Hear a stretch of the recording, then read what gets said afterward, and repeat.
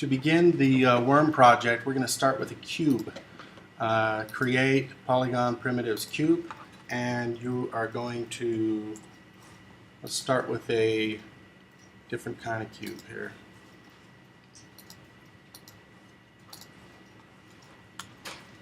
Stretch it out so it's long, and then add some subdivisions. We're going to add subdivisions using the in the polygon submenu system, the insert edge loop tool. Insert edge loop tool, you're going to insert edge loops every so often, about every time it looks like it's making another little cube, another equal subdivision in there. Would be a fine way to divide this thing up. That'll make sure that once we smooth it, it has an even displacement of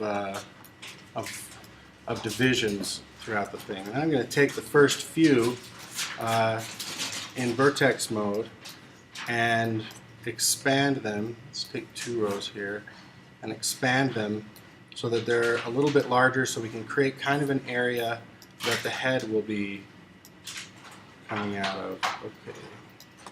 Maybe even make this front part here a little bigger even still. And then I'm pushing these up from the bottom just to try to get them so they stay roughly flat on the ground. This is basically the outside structure of it. We don't see what the worm really looks like until we smooth it a couple of times. So let's do that. Mesh, smooth, mesh, smooth. 2 smooth should be fine. Hitting 6 on our keyboard will let us know what it looks like solid, and that's basically what we want, is this worm or stick-like character. Next thing, you are going to add a skeletal structure to this worm. Before you do that, you should start creating layers. We're going to create a layer, an empty layer that has, that's called like skin or body or something, to represent what we've modeled so far. Right-clicking on the skin, I'm going to add the selected objects, and then I'm going to click on this little guy right here to make him reference only. Now I can't click on him. I'm going to go to orthographic mode by clicking on the space bar or clicking here, and view this thing from the side or the top. I'll choose the side.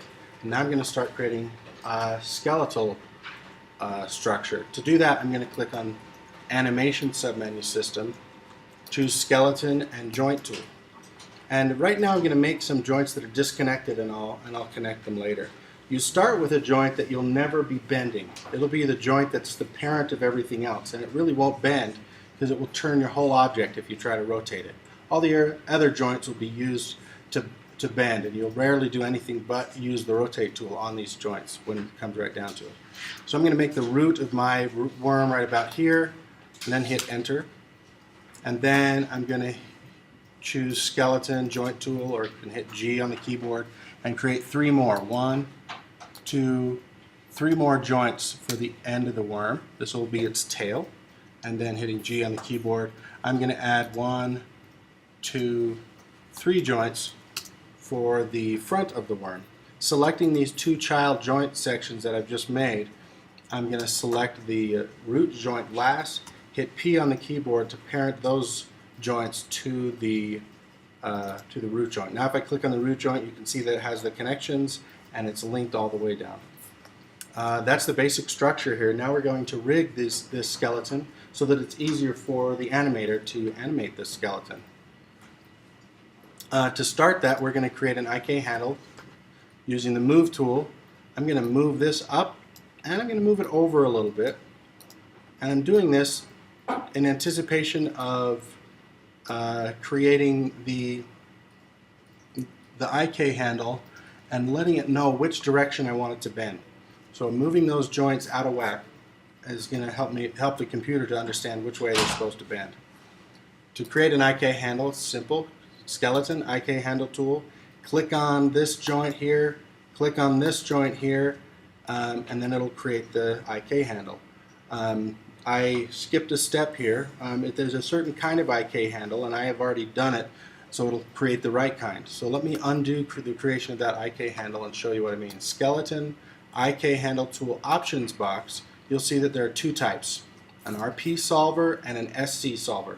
By default, it's on SC Solver. For this project, we're going to use an RP Solver. And then close Tool Settings. Then if I go Skeleton IK Handle Tool, I can do that. So I hit Enter. Notice I haven't bound the skeleton to the skin yet.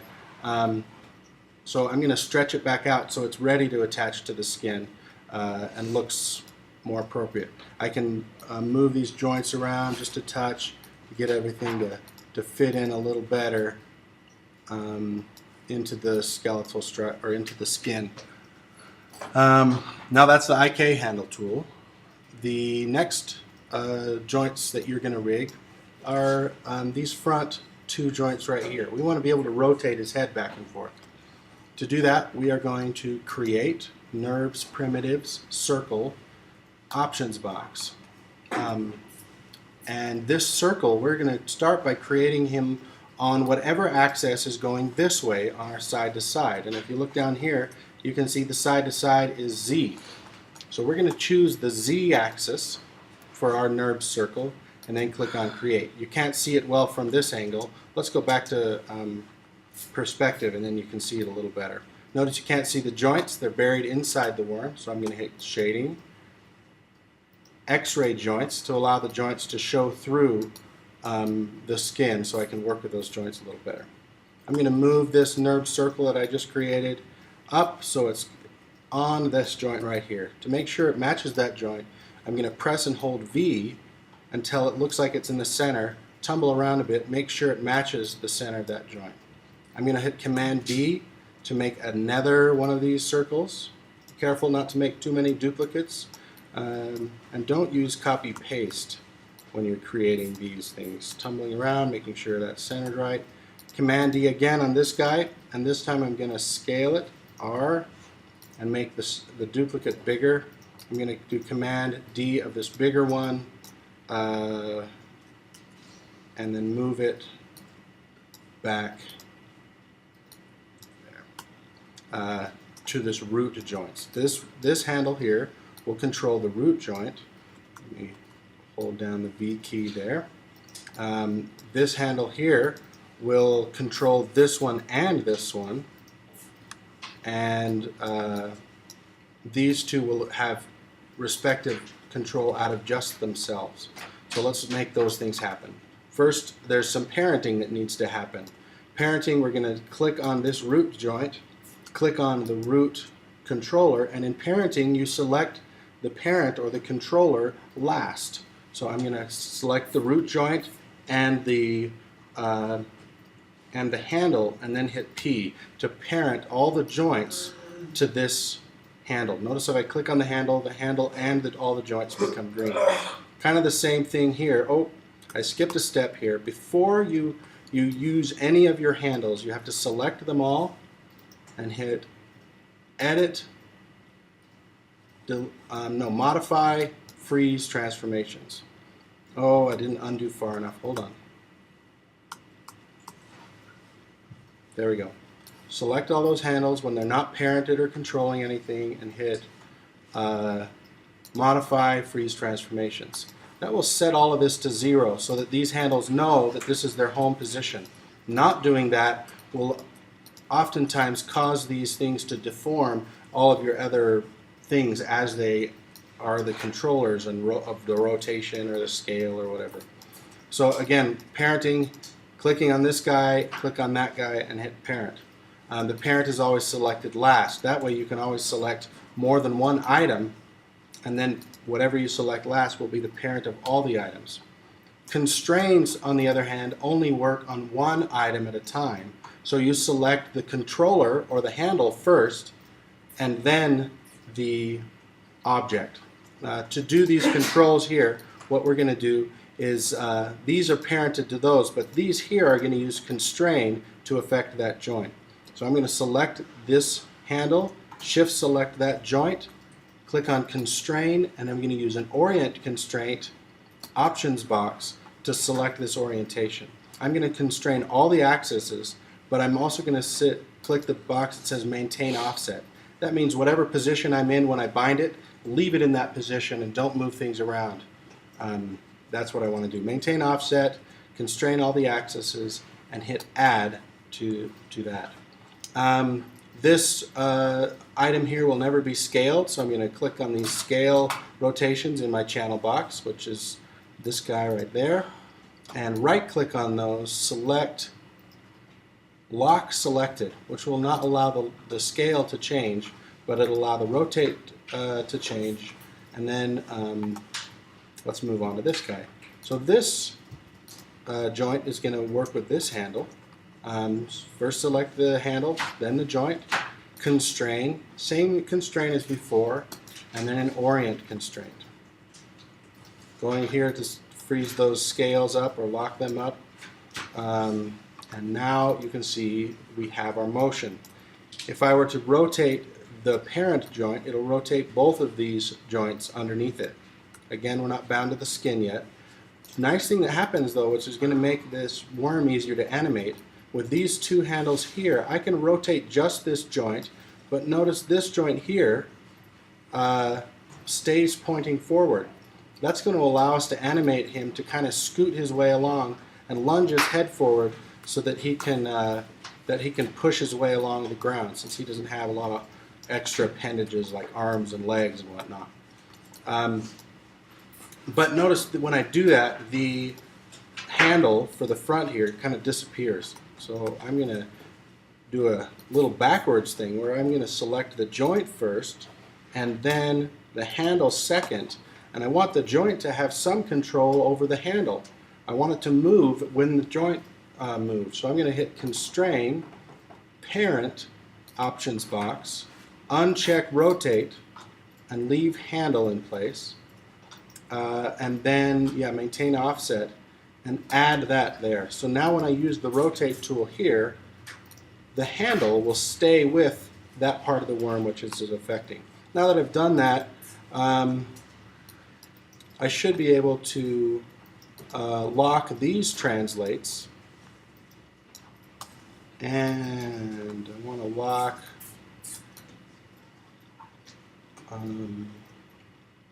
these translates and the scales for here, and that will only allow the user, if they try to hit W when they have this selected, it won't allow them to move these rings up and down, but they should be able to rotate them. Let me see if I can lock those as well. Will that maintain it? Yeah, it will. Okay, so we're going to lock the translates and the scales on all of our handles here, and then get them all parented. If I wanted to move both of them, so suppose he wanted to look straight up, I can use this parent to adjust the rotation for both of them, and now the head can point straight up in the air. Let's see. I need to create another handle, so I'm going to get Create, NURBS Primitive, Circle again. I'm going to move this guy back towards here, and he's going to control this IK handle. Again, it's a simple parent where I select the IK handle and this one. But first, I have to do, before you rig any handle, always hit Modify, freeze transformations on that handle, and then parent it.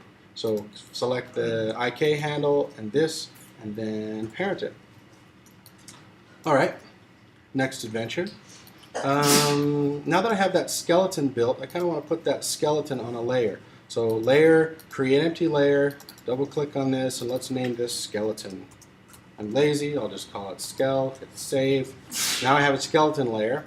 I have the skeleton selected. I want to put the IK handle on that same layer. So I'm going to shift click the IK handle and then right click on skeleton and hit add selected objects to that skeleton layer. Now that I have the skeleton rigged, I'm pretty close to never using it again. I've created all the handles that I need to control it, -1. Once I've done that and bound the skin, I'm going to turn the visibility of the skeleton off so that my user, my animator, doesn't have to see it. Before I do that though, I got some work to do back here on this tail. Because I bent that thing before I bound it, I can move it and the joint will bend up. And I want that to be its basic home position. But I want it to do other stuff as well. So I'm going to create NURBS primitives, again, just a NURBS circle or something. And I'm going to put this NURBS circle up in the air, and I'm going to make it smaller.